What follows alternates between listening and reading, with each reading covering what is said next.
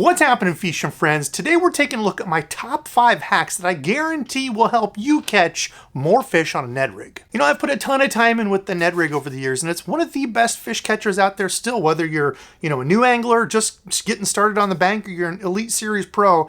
Excellent way to catch fish. So enough yapping, let's get into number 1. So my first hack here is switching over and using something that has helped me get snagged like, 85% less. And that's by using an EWG style Ned head just like this. If you've never seen the difference in them rigged up, this is a Ned rig hook with an exposed hook to it.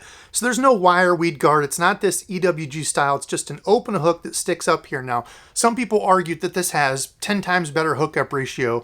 I have not experienced that. I have not had hookup problems with something like this. So this is the EWG style Ned rig head. It uses this basically like an EWG style hook when you make your jig. These are some jigs that I make up. Uses that style, so that way when you're fishing around brush or rocks or grass or whatever, you can take that tip and just bury it, just expose it the same way you would fishing like a regular, Texas rig Senko or some creature bait or whatever. Same way you would do that, it's just made into that Ned rig style. Now the thing with this is it's never 100% weedless, snagless. There's not a rig like that. There's no lure that's like that. With this, if you start to get around really big chunk rock, it can get stuck down in those cracks and you can get stuck.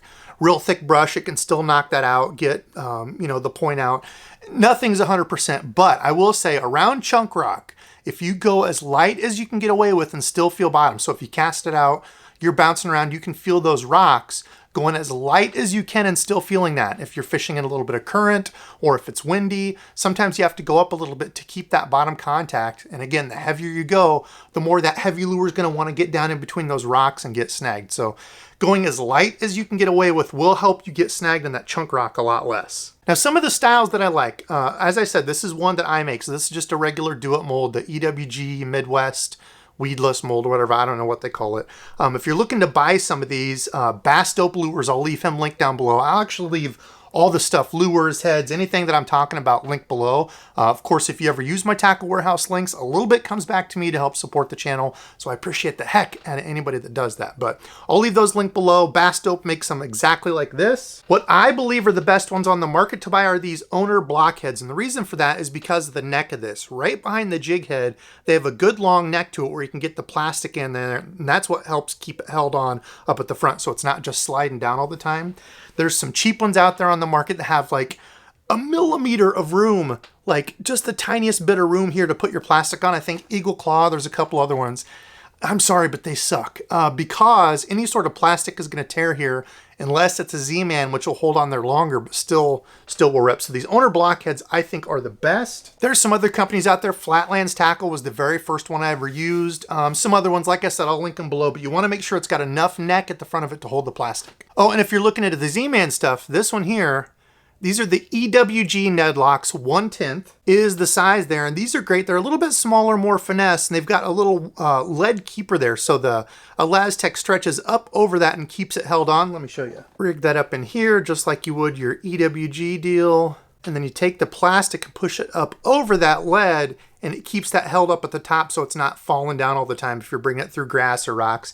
Keeps it held up there at the top. So these are good too. It's just a really small hook. So if you want to go to bigger plastics and stuff like that compared to the hook that I make, I use one with I want to say 2-aught. I adapted my mold to take a 2-aught hook so I can fish bigger plastics, and I'll tell you why. Part of that reason is because of this. My second hack is taking your Ned rig and turning it into a Ned jig. And this little Ned rig that I make kind of blurs the line between a finesse jig and a Ned rig. Can you rig your regular jig completely weedless like this, your little finesse jig? Probably not. I can use a number of different plastics on this, and when I make my Ned jig, I can make the skirt as finesse like this, or a little bit thicker like this. I can make it as full or, as sparse as I want. Like I said, going to a little bit bigger hooks, I could put bigger plastics on, some different craws, some other things that just fit a little bit better. And I like to have a little bit bigger hook on it if I'm fishing around rocks and things where I might get snagged, as opposed to some of these real small finesse wire hooks. So that's why I like to tinker with my own. Now, if you are going to make these, I would suggest buying just a cheap fly tying vise, and it's really easy to do. You just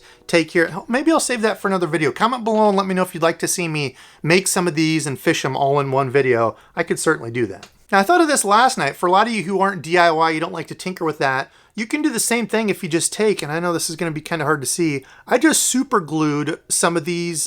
This is just skirting material. You can buy little skirt packs and cut these off. I just super glued that onto the back of it, and these are actually holding really well. So though it may not be as good as the thread tied, if you just want to try messing with it and see if it works for you better or not, you could do something like that and get the exact same look with just super glue. Now the whole reason for going to this is it's something a little bit different. Like I said, it blurs the line between a Ned rig and a jig, and there's been days where I've fished with Randizzle, other people, where I outfish them with just a plain Ned rig 10 to 1. There's been other days where somebody will be throwing the finesse jig and outfish me 10 to 1. So there's something about the secondary movement of this skirting material flowing, mimicking a craw, just gives it a completely different look. And I guarantee there's not a lot of guys throwing this Ned rig style with, sparse little stuff here trying to look like a little craw down there. So it gives it a little bit different look, a little bit different action. I think probably more impactful in clearer water, where they can see it, or stained water where they can actually see this stuff. If it's super muddy, does it make a difference? Probably not. I'll have something for that in a minute, but just kind of gives you a way to look different and stand out from other folks. That's why I like messing with some different plastics. These are some of the little Ned fatties, kind of gives just a different look over your regular Ned rig, a little bit bigger. So I like to tinker with that and try something that's just a little bit different than everybody else is throwing. Now, if you don't want to do any of that DIY stuff, I was super excited to see that Strike King came out with these. They already had the regular luau craw, but this is the baby luau craw. And what this mimics is the old, do you remember the hula grubs? So I threw Arky made them, Chompers, gosh, I forget, I think Yamamoto, a whole bunch of them made it where it's this skirted plastic. So the plastic itself already has a skirt up front, and then the old hula grubs had like 2 twister tails in the back. Well, Strike King has taken that same concept and made it with the little baby rage cross. So if you don't want to mess with any of that stuff, tying, skirting material, all that, you can have something like this where it's got that skirting material, or this is plastic, that's going to wave and flow up there like little tentacles, like little craw antenna, but it's still also got your rage craw back here that's going to flap. So I'll be putting this little 3-inch little luau craw to work soon, but I think that's pretty cool that they came out with that. Kind of a throwback to the old hula grubs. Okay, the third hack that I've got is to add some sound, some rattles to your Ned rigs. The first company that I ever saw do this was Guggen Baits. Probably one of the best baits that they made. A lot of people say the Bandito bug, but this thing was absolutely cool. I did throw these. Wasn't much of a Guggen Bait guy, but hear that? They made Ned rigs that already had the little rattle in them. How cool is that for dirty water, stained water, where you want to add some sound to attract to it? Very different. I had not seen that. So I decided to take a page out of their book and make some of my own. I had some rattles from Grande Bass here. Rick actually sent me some of these. Appreciate that, Rick. Look at that. All kinds of sound to it. So I took one of my do-it molds, the Midwest Finesse mold, to make, the Ned rigs. I put some of these rattles in there. I made up some colors. I'll show you some footage of that. Put one of these little rattles in the cavity before I shot the mold, injected it, and it goes around it. So it already impregnates that Ned rig with the little rattle inside of it. Really neat. I'm going to get those out and fish them.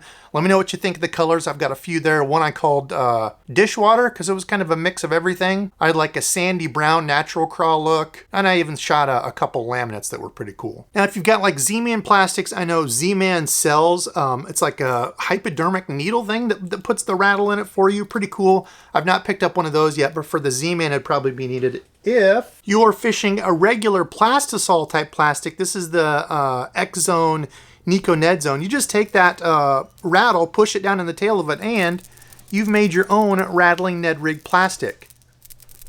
It's pretty neat, huh? Now, remember how I said I was talking about that dirty, muddier, stained water earlier on? That's when I would go to something like this. This just adds one more way to attract fish if you've, got some sort of crawfish style or something.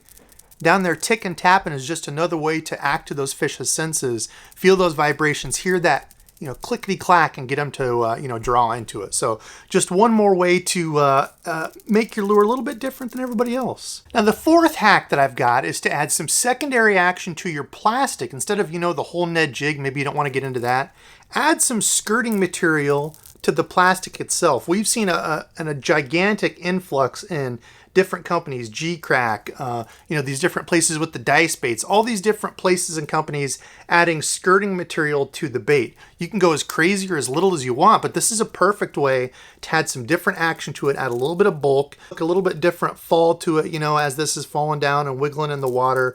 Completely different look. Now, easiest way to do it is get a tool. So Adam over at SDG Custom Lures sent me a pack, and this will be a separate video, a challenge, make your own dice baits. But he sent me this tool. So it's like a little awl punch type thing with a hole in it. You put your skirting material in there, push it through, super easy to use. It's, you know, a good deal like this. Now, if you don't want to go to that trouble, I got some thin wire, bent like a little round hook type piece to it. Poke it through the plastic, hook your skirting material on, and then just pull it through.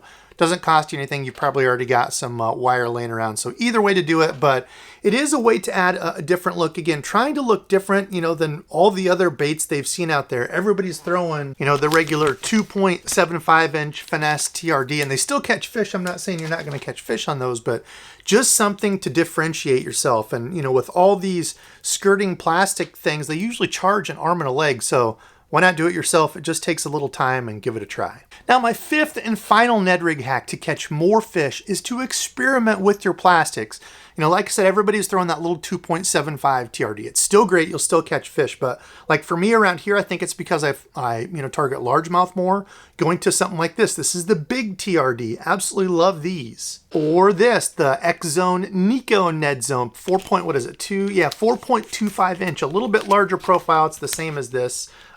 Basically this deal, just a little bit larger type of a worm. You can get into some of the little kind of creaturey things. You just watched a video on this, the Helgramite. Yes, there's a reason I like this. It looks different. Looks like a little bug, a little Helgramite jumping around down there. Adam again sent me this, and I've got to show you the colors on this. Now I know I've got the regular hook on here, but look at this black and blue top. You flip this over and look at the colors he made on this like goldish green into a red with all the flake in it. Dude does crazy work with his plastics, but that's what I wanted to talk about was this little thing. I think it's a shrimp. I forget what it is. I'm gonna have to get some of these too, because on an EWG style Ned rig, this will be absolutely awesome. It looks like a little creature. It's got the little kicky legs back here to be like a shrimp. Epic Baits. It's an Epic Baits plastic mold. Looks absolutely awesome. They've got some really cool stuff over there, and they're good folks. So that thing on a little EWG head jumping around like a craw. Speaking of craws, if you like the Elastec Z-Man stuff, I've caught a ton of fish on the TRD craws. Very good little small compact craw. You've got the TRD ticklers. If you've never seen those, again, that's a Z-Man style exposed hook there. If you've never seen these ticklers, they have like little tentacles on the back of it. So when they're sitting up and floating, they've got those kind of doing this motion. So clear water or picky fish, you know, maybe something like this. Any other sort of little regular craw, the scalm bug, the smaller scalm bug I threw last year worked great. Don't be afraid to experiment with some different looking baits to get more kick, more movement, whatever it is that you want. It doesn't have to just be this little 2.5, 3-inch worm. All right, fishing friends, there you have it. Those are my top 5 Ned rig hacks that I have used to catch more fish. And I promise, if you give some of these a try, you will catch more fish too. It's interesting little ways to give you more confidence in the bait, to attract fish differently, or just give a different presence in the water, different than what everybody else is throwing. Now, today's subscribed fishing friend got to go with my guy, Buzzworth. He was recently on a video saying that he's been throwing the Helgramite, the same Yum Helgramite that I just threw in the last video, doing the same thing, rivers, you know, it's a great way to throw it. Exactly, just like him, different people experimenting with plastics, you know, with these different things. It gives you a new spin on kind of an old rig. So fun way to mess with it, fun way to catch more fish. But comment below, let me know, have you done anything different with your Ned rig to catch more fish? Or do you think a finesse jig's better? Whatever it is, comment below and let me know. Again, I appreciate the heck out of all of you watching and supporting. If it wasn't for you all, I wouldn't be here. So I need edit. Thanks for watching, and until next time.